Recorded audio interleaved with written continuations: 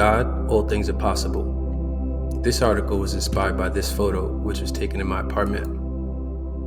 That is all that really the truth is. In the midst of all the turmoil, the pandemonium, the ups and downs in life, the pendulum always swings the other way in equal force and/or proportion. Things are all going to get better. Your job in that process is to maintain confidence and unrelentless faith in that process. What happens is when things are bad is when the seeds of doubt and despair come creeping into the mind. And those seeds of doubt, fear, and worry are what work against what it is that God's trying to create for you in your life. It's like the antithesis, the antichrist, etc. If the saying is true that God made us in its image, then why is it that God wouldn't want the best for us? Because the best for us means the best for God. That is truly the way it is. But it's those thoughts of doubt, fear, and worry that work against what God is doing in our lives. I believe this is true because it is what has been spoken since the beginning of time, and it also has proven true in my life in many ways that I cannot explain. I cannot explain the occurrences that seem like miracles in my life other than saying that they were forces that play bigger than myself. It has to be the case because the way that things happened for me were most of the time so coincidental that I cannot in my logical mind take credit for them. My ego would like to, but I'm strong enough to tell my ego to take a back seat and give the credit where the credit is due. Now, that is not to say that my ego doesn't deserve praise as well, as it is the reason I believed in myself enough to move forward when the miracles seemed to present themselves.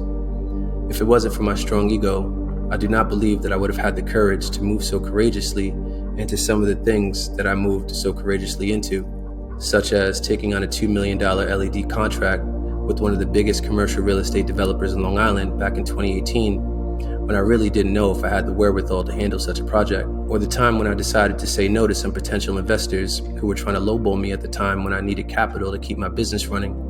I remember thinking to myself, I'm worth more than $150K, which is what they were trying to offer me back in 2017 to buy 66% of my business. You could bet I could have used the money, but my ego said, no, Rashawn, you will not sell out for that. You will figure out another way. And boy, am I glad I listened to him. He saved me because he thought highly of me. Your ego is important and not to be taken for granted. Your ego is what gives you the courage to walk courageously through life's turbulent moments and do so with confidence. And it's that confidence in those turbulent times that leads you to getting through to the other side.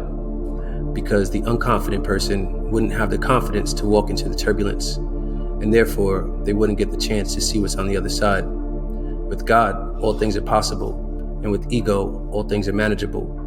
Remember that they work together, not separately.